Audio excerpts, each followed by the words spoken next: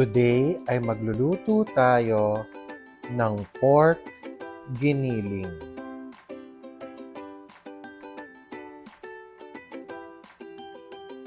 Magsimula na tayo.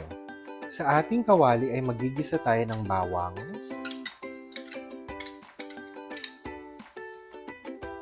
at sibuyas.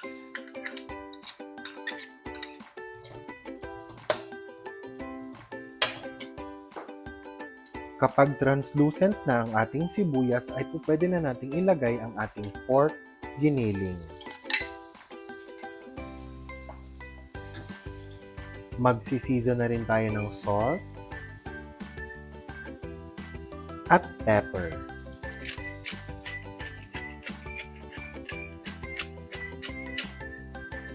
Kapag kulay kayo manggina ang ating pork giniling, ay pwede na natin ilagay ang ating carrots at patatas. Maglalagay din tayo ng tubig at palalambutin natin ang ating gulay.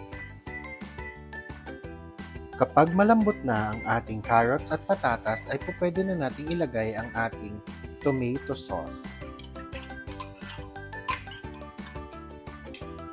Maglalagay din tayo ng kaunting asukal at ang ating green beans. Isisimmer lang natin ang ating pork giniling for 5 minutes. After 5 minutes ay ready na ang ating pork giniling.